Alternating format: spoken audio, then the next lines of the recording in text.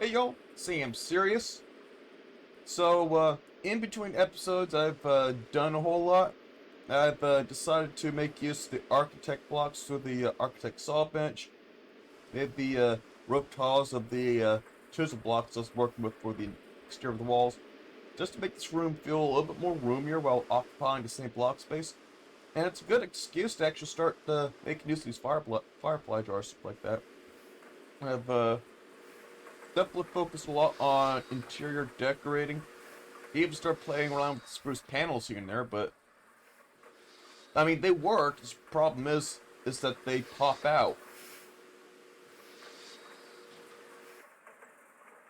I'll have to see if there's a way of making these things, or making these things with certain textures that are pretty much flush with the walls rather than popping out.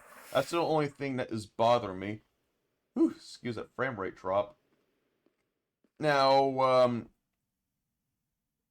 as mentioned before in the previous episode, I am wanting to be focused on making a tree farm.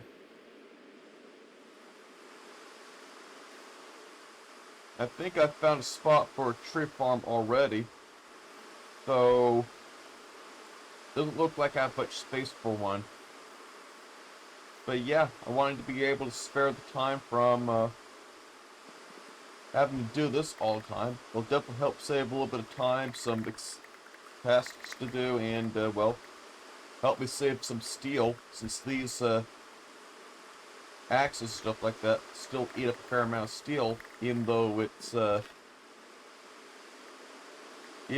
having an emerald, diamond, and reinforcement too.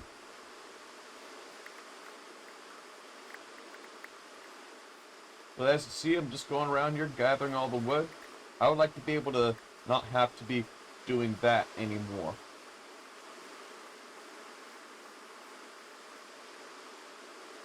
That's one of the reasons why that I'm wanting to just go make the push for a tree farm now.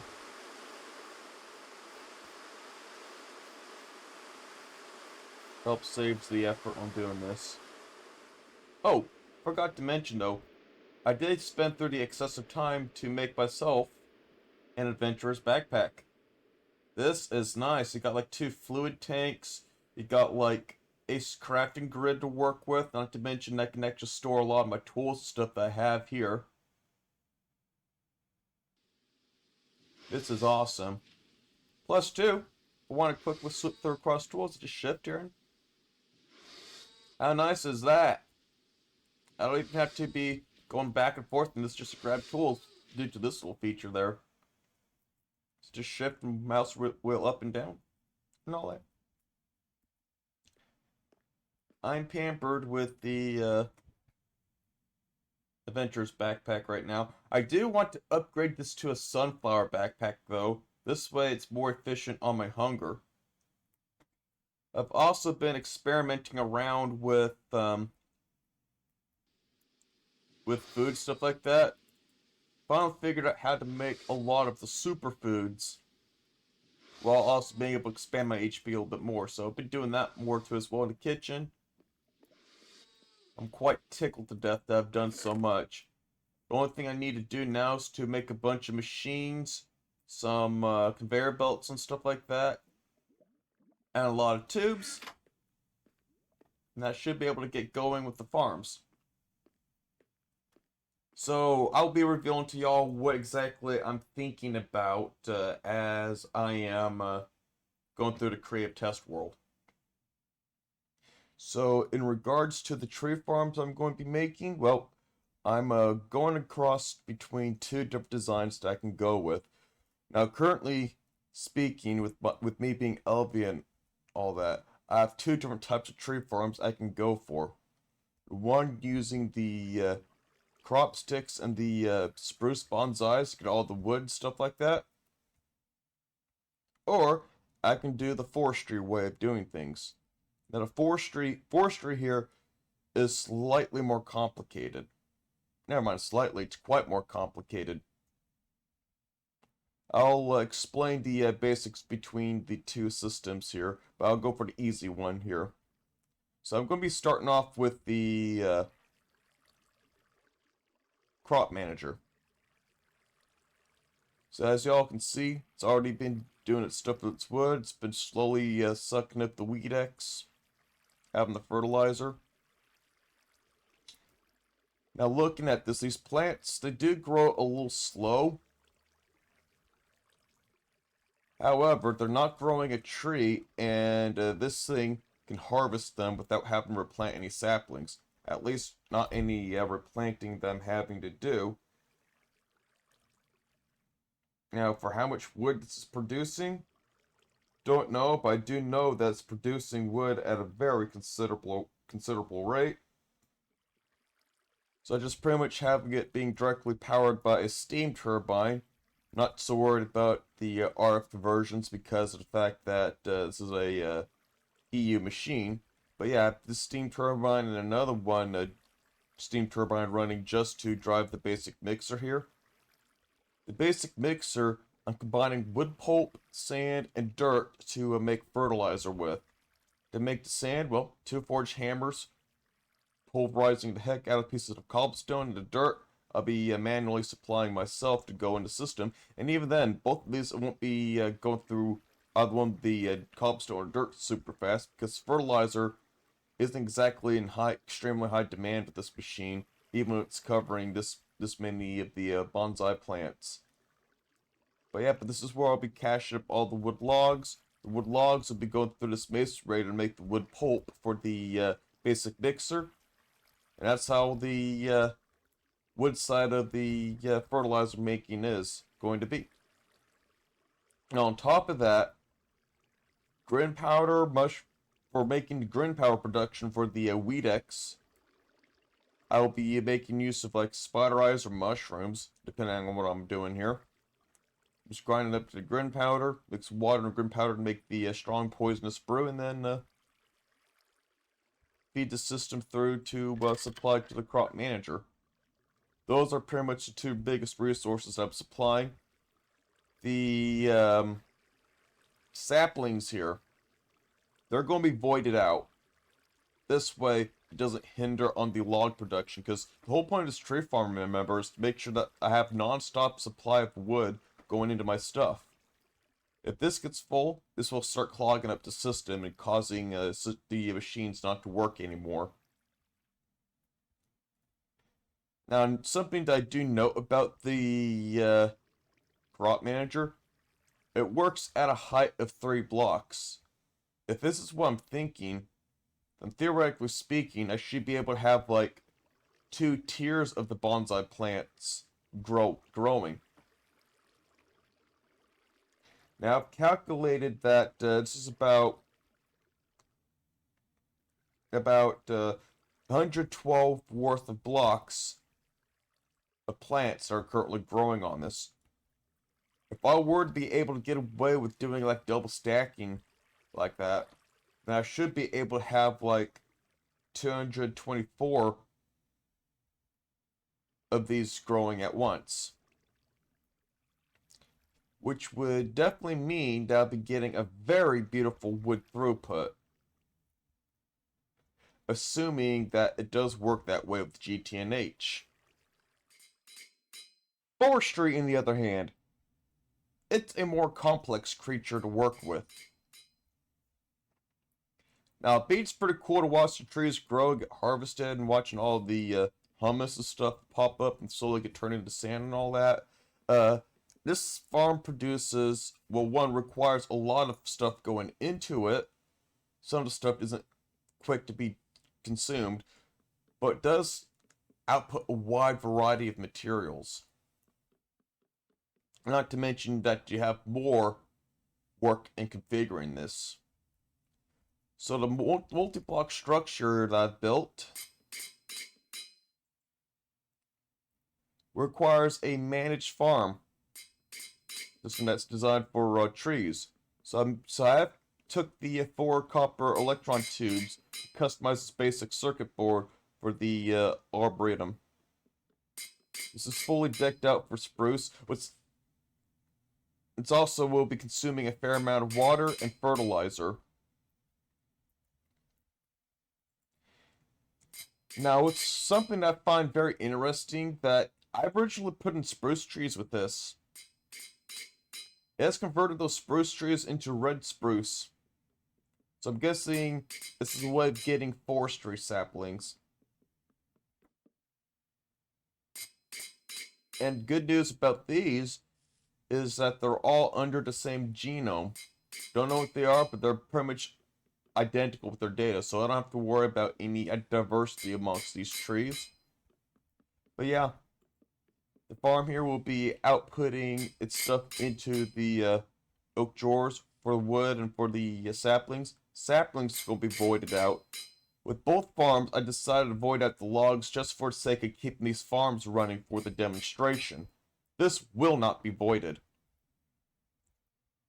But yeah, I just have it to where the LV conveyor belts will be pulling out the items out of the drawers, passing things through the pipes, stuff like that, and then what's going through here is that the saplings will be directly put back into the farm. This farm does spend saplings, so there is like a closed loop system constantly feeding back through into the farm here in regards to saplings. It's kind of a similar thing with the dirt and sand. The dirt here is one going in for the fertilizer recipe. It's also meant to keep this farm stocked up on dirt too as well. As the farm runs, the humus will be converted into sand. The sand will then be pulled out of the system and be recycled back into the oak drawers. This will be voided though, because when these machines get extremely overstocked with sand, all the excess sand is going to want to be cycled through. I do not want this machine to be clogged up because of excessive sand. And if I wind up having more cobblestone being unnecessarily voided out as sand at the end, no biggie. Cobblestone is so easy to get that I'm not so worried about having it being wasted, to be honest. And even then, this whole fertilizer processing thing doesn't spin through things quite excessively anyways, so chances are I won't be having to restock this very often anyways, considering how big of a stockpile of sand I'll be getting off of this. Now the fertilizer setup, pretty much the same thing with the IC2 stuff, or the bonsai spruce farm there. However, spruce wood will be automatically put in here. It doesn't appear to be interfering with the recipe or anything like that, so I think I'll leave this exactly as is. All the wood, of course, is going through the mace grader to make the pulp necessary for this, and, well, the other two ingredients are being supplied. So the fertilizer will be going in there. But even though this farm takes fertilizer, it has to be the forestry fertilizer. And I found a recipe where using the fertilizer here, or the IC2 fertilizer there, it'll feed through this mixer. IC2 fertilizer with a piece of apatite will yield 30 of the fertilizer. Like, I'll show you what I'm talking about in a sec here.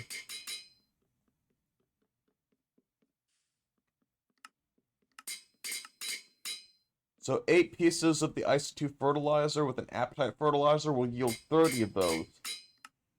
That, by far, is the only recipe that will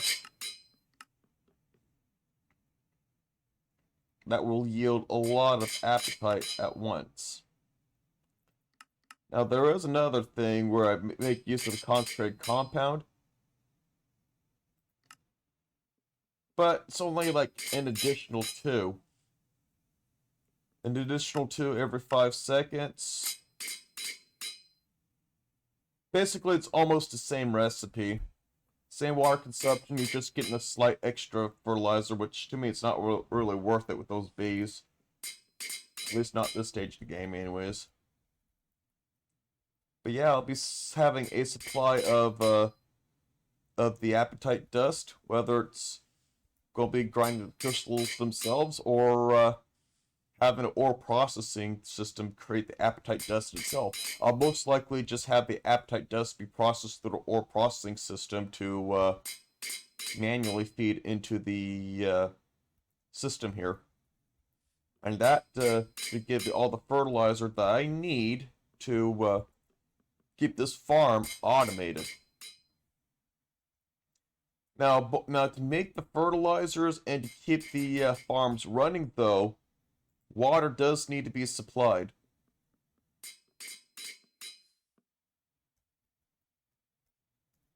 I will need to expand water supply for this one, though, because clearly 4 here isn't enough. I can experiment. I can do that later on. With this setup, I have about 8 water tanks in it. That's enough to keep this farm fully saturated with water, while at the same time keeping up with the fertilizer recipe. Fertilizers don't run very often, so they won't be, in the long run, with this continuously running, it won't be the source of water drain. However, farms themselves do consume a fair amount of water here, especially with forestry thing. I think I just need to add 4 more of these, and the forestry farm should be fine. I haven't played around. But if I do wind up building more of it, though, you might wind up having some excessive water. Now, I want to make every use of any resource with minimal waste. And water is pretty precious with this mod pack early game. And this tank sightings can be very expensive. What I'm thinking is that I might be able to make use of the excessive water from the tank sightings of these farms to go into ore processing. How I can do this is that I can... I've actually been doing some experimenting and found a way of making this work, is to create like a overflow system that will redirect all the excessive water that is not being used by the farms, even the farms running, into other areas where it's needed. Now here's the setup that I'm doing here. I'm basically using 2 GT tanks, one that has a fluid detector cover that emits the redstone signal that will then be passed on to the machine control. The pumps that I've installed in this have it active with redstone signal, so that way the redstone signal applied to the machine block will be what's toggling the machine on and off. I mean, it's not a toggle. The machine will run as long as it's being powered by redstone, as long this tank is having fluid levels at a certain threshold. Now, some of you may be wondering, Sam, why do you have a BC tank here? Well, the reason why I have a Buildcraft tank here is to create a space where these pipes won't get affected by redstone. These pipes, from what I've understood from others, react to redstone signals. The problem I had is that I've had this directly connected to the pipe. Just a change of the redstone signal here for the whole bottom tank here will cause the pipe to automatically disconnect from the tank and not reconnect. That would be too tedious to be micromanaging all the time, especially when I got bigger fish to fry when it comes to building automation. So this Buildcraft tank will not automatically disconnect. It will always be supplied water through this tank, as long as this is above a certain threshold. And with all that water traveling through, it will be going into the reserve tanks for the ore processing. I also plan on implementing a system like this to where the boiler will run off of this too as well. Reason being is that I want to make sure that the ore processing system doesn't suck up all the water from the boiler. With this being a safety measure against the high pressure boiler, I should not have to worry about any more of the water being pulled away from the boiler. Because this system, with this output going for to the ore processing, and a tank still automatically drawing from these here, the boiler will be able to take exactly what it needs from off of all this and still run. The only thing that will be shutting off would be ore processing when it runs out of water. Occasionally on and off as the water trickles in. But yeah, just looking at all this, seeing how all this goes. If everything's correct, this should be my solution to help safeguard my boiler. So not only is this the secret to make sure that every inch of water is being effectively used for the tank sidings and all that, without having to build more of these, it'll also protect the boiler.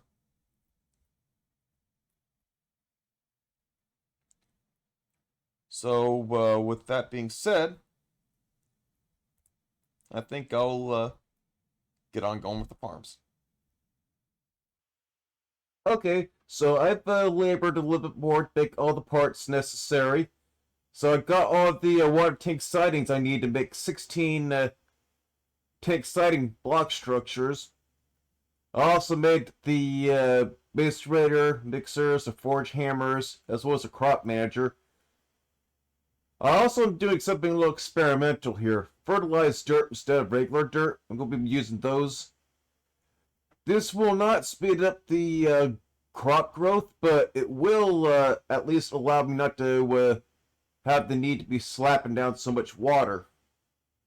So I got enough just to be able to get like 1 layer's worth of crops going. I may add a second layer depending on what's going on in the future. But yeah, I got all the essentials. Also, too, something I want to address real quick. This episode definitely came out way later than expected. That's because, one, I got sidetracked with all sorts of small projects, which I'll quickly get later on to the episode. But you guys can probably take a good guess on what's going on. I no longer have to use these. I'm going to leave it up to y'all to infer what's been done. Anyways, I've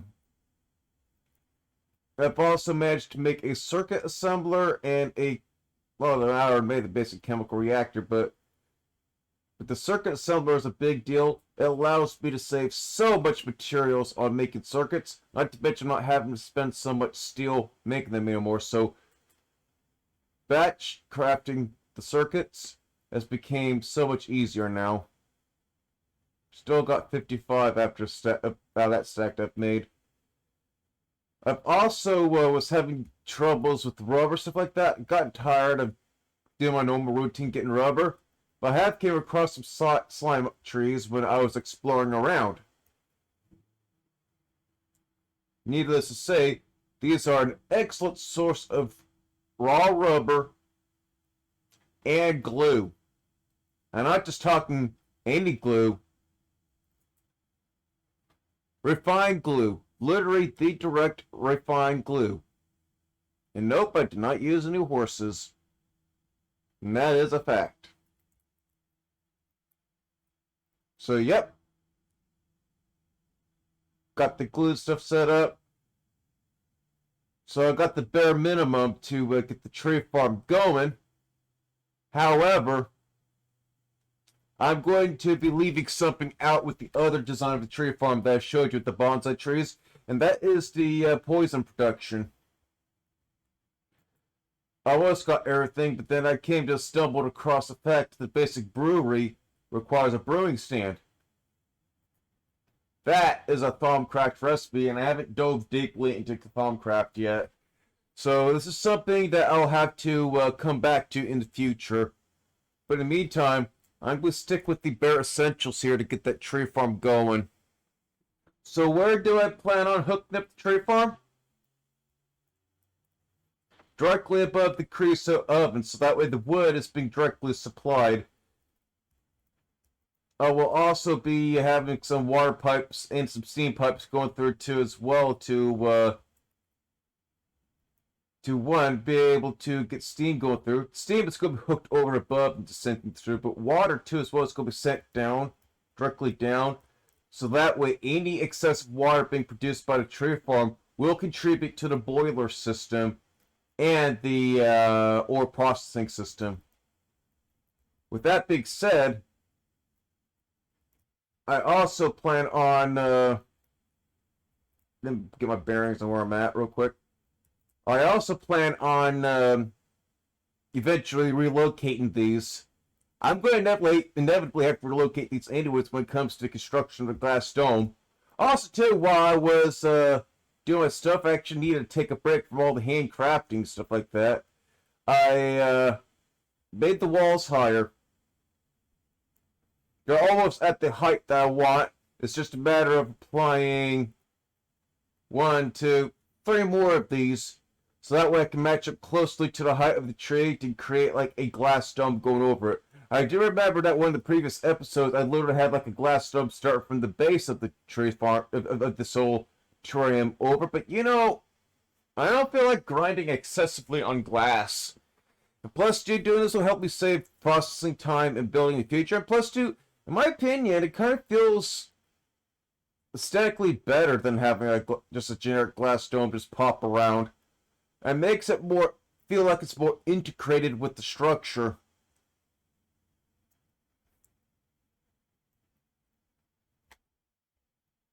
So that's definitely a change that I'm thinking with the base that I'm visualizing more so now. So in the meantime, I'm going to create more building blocks and start making that farm. And that spot that was mentioned about, this spot strictly above the creosote ovens. I did plan on making like a platform of a sort that expands outwards a bit. It should be designed to where the water tank sidings are nearly at the top layers, near the top of this building. Anyhow, I'm going to do some quick revisions of the plans, and I'm going to start doing some construction once I get the materials gathered. I wasn't entirely sure how to approach building up the tower at first. I was trying to figure out where to put the tree farm at initially. I was originally thinking within the terrarium area, but then I just thought that would probably make it a problem for the water tank sidings, because for them to be supplying the most amount of water, they have to be exposed to the air on top without any blocks above them. So just thinking more and more about this, and I just realized I could just simply have these in the middle of the structure with like openings at the top to allow water to be able to settle in these siding tanks.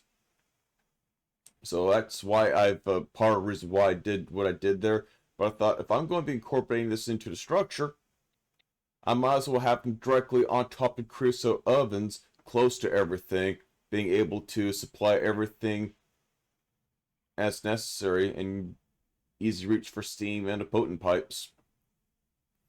Plus, too, I'm wanting to condense things more closely to the machine side of the room anyway, so I eventually will want to move the electric blast furnace closer to everything else too as well, probably in replacement of the brick blast furnaces.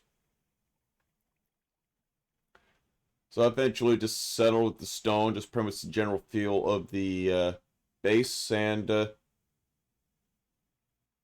did by varying in symmetrical style, which seems to turn out nicely on its own, when even though I don't have to put too much thought in the patterns, because I just place all the blocks and see how everything looks together.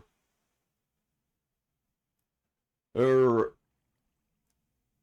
did eventually just built the main. I just built the main structure, and then started placing down the fertilized dirt. Fertilized dirt. Part is why I got to this was I don't have to supply fertilized dirt with water with a source block. but it will not speed up the wood production though. The growth rate for the IC2 crops is its own separate mechanic from vanilla Minecraft. So the increased tick rates for plants from the fertilized dirt is ignored with this build. But at least I don't have to worry about jumping around and destroying the blocks, stuff like that. So or the till dirt, stuff like that. So that's the plus here. Now, there's also another thing that I'm thinking about too as well that I actually want to talk to y'all about real quick. Y'all are probably looking at the time of this episode, are probably thinking, yeeps, another 50-minute one. Good chunk of that was done for explaining what I'm doing with the tree farm. I'm wanting with the series to be able to deviate away from explaining the whole concept, the whole system. However, I don't want to leave y'all in the dark to how the whole thing works either. So what I'm thinking is to start up another series of a sort in regards to GTNH. Some sort of a tutorial guide. I'm not the most knowledgeable person alive, but I can at least work with things and see what my solution things are working, and at least share that with a lot of y'all, especially those of you who are new to GTNH or are seeking to do something different with another playthrough.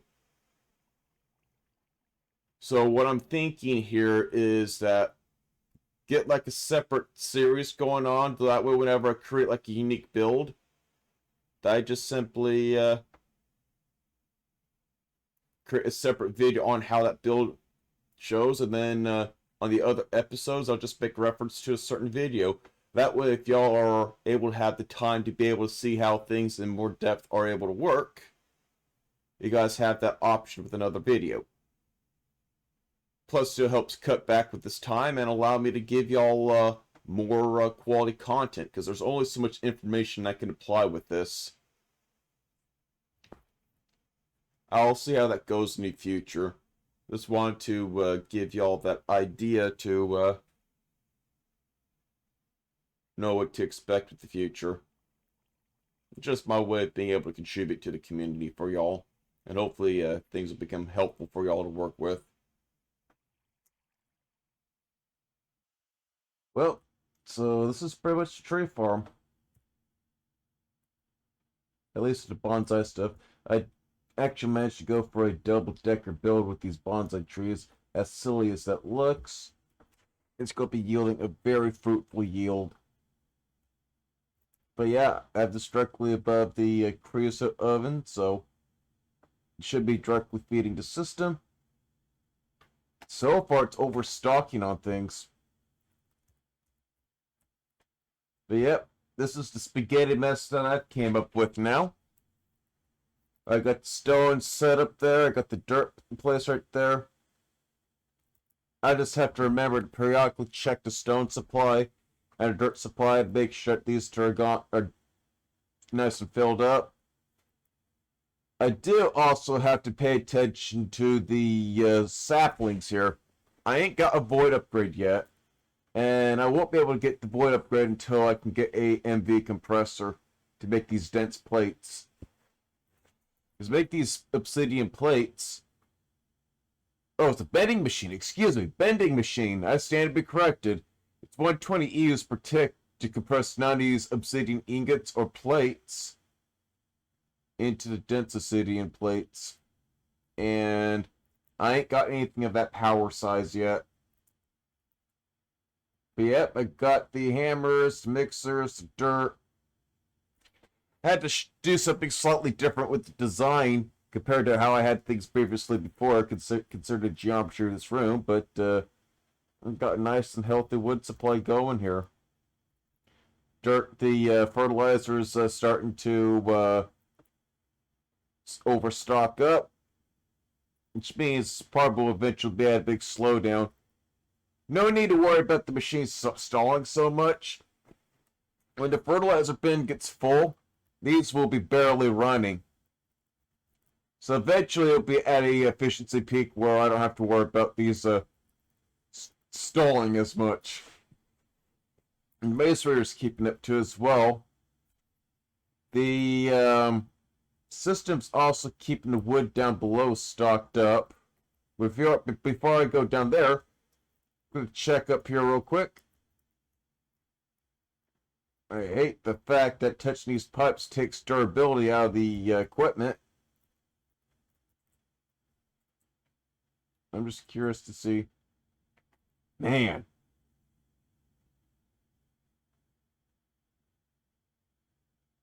This farm's working very fast. I know as soon as I got this thing running, stuff like that, starts setting up the machines.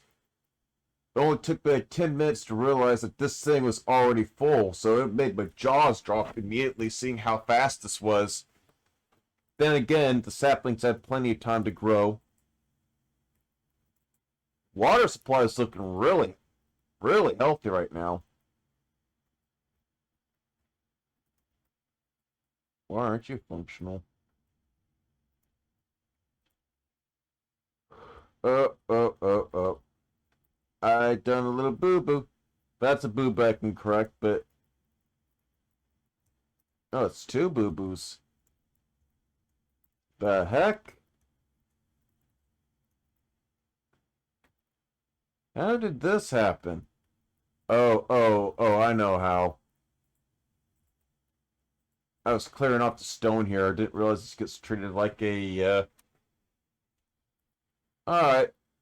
You should be working order now, even though they resetted themselves, but... Yeah, these things are actually stockpiling on water, even with these foregone. Which means that I can actually use these as part of the ore processing system too as well. I don't think this machine's using water to hydrate things much, thanks to the fertilized dirt. I don't know that for sure yet, but I'm just noticing that the water isn't being sucked up real fast. Plus two, I ain't using that water to make the poison. The poison I'm going to have to disregard. And even then, I don't see a weed problem brewing. I don't think I have to worry about setting up a poison system. I'll just have to see how it goes. Because there should be no crop sticks untended. All crop sticks should have all the plants here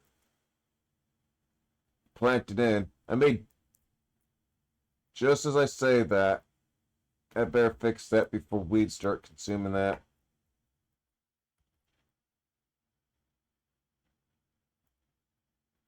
But the IC2 stuff here, it's pretty easy to have that kind of slip up happen.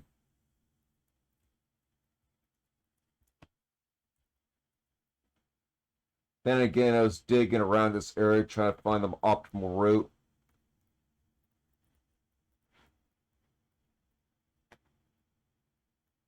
But yeah, it looks like this tree farm so far is a success.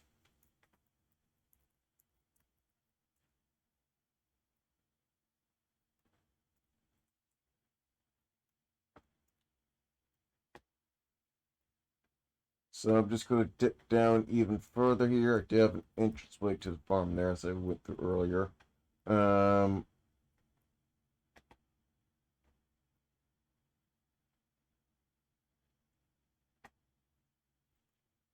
So this chest here is pretty full right now, so is the hopper. And pretty much all the creosote ovens are getting to be pretty stacked up full. Just looking at all this. The only ones that are still operating are the ones towards the back, which is to be expected considering the last oven's touched. But yeah, there's only 1, 2, 3, 4, 5, 6, 7, 8, 9, 10.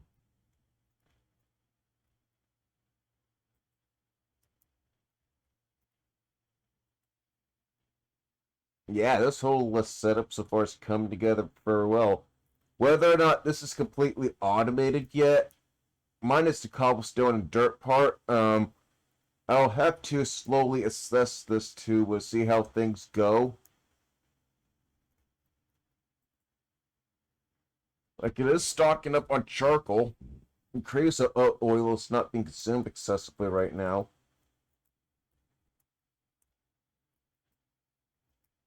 I could see this leading to this here being on continuously all the time. I'll have to monitor this whole system through time as I do my things here, but I think it's safe to say that I've nearly automated the whole system, which means I should no longer have to worry about resupplying wood manually, and I should no longer have to worry about chopping those trees down anymore. So that means I could save all the hunger, durability, and time, and the worry from this, thanks to this. Huh.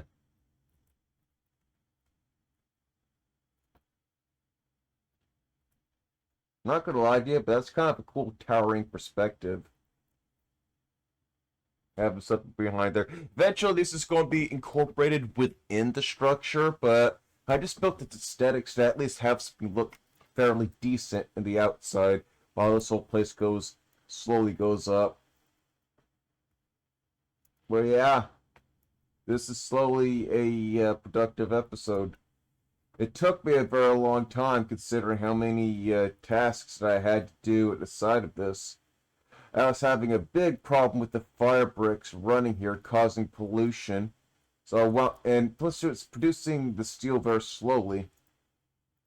I did, however, do some side projects too as well.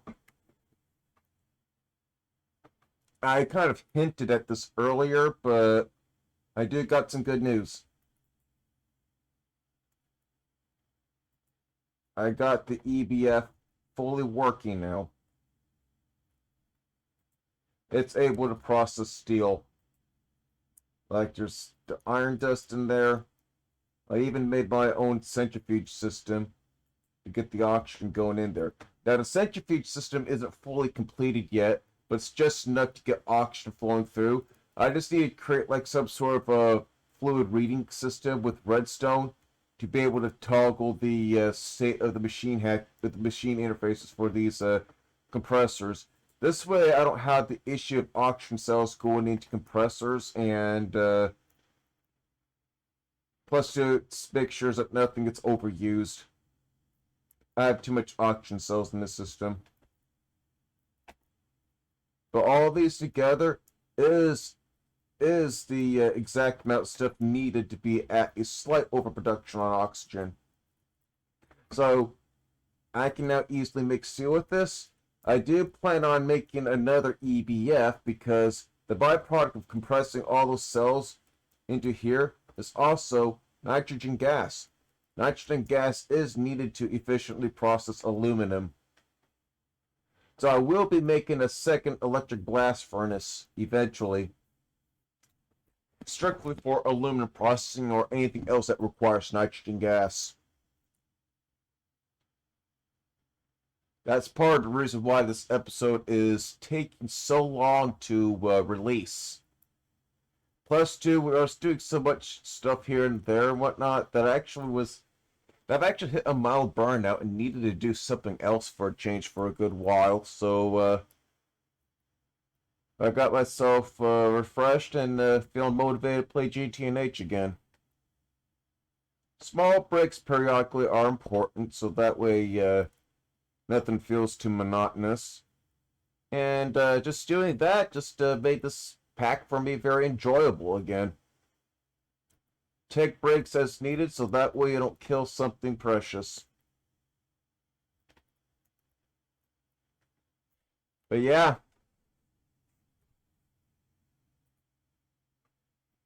I went a whole way as I finally roasted up some some cobalt type to get all the arsenic stuff needed. Gallium, I've done a little bit more electrolysis to get it, so got the calcium arsenic crystals to make all the good circuits for the circuit assembler. So I made a lot of heavy progress off camera, not to mention that I've completed a lot. Now I will want to focus more at this side of things. I especially want the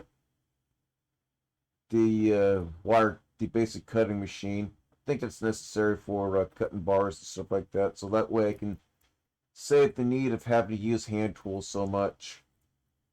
My goal right now with LV here is to completely get rid of the need to use hand tools. Though it's not possible when you're talking about pipes and a few other things. But time is plentiful for the future for this. In the meantime, I'll want to work towards these here. And then I'll be setting up the EBF to get the aluminum going. And once that's done, then I should be situated to start proceeding through MV tier. So excellent progress. Heck, I might actually just play around with oil now that I don't have to worry about this so much. Who knows in the future? Anyhow, y'all take care, and I wish y'all a fine day.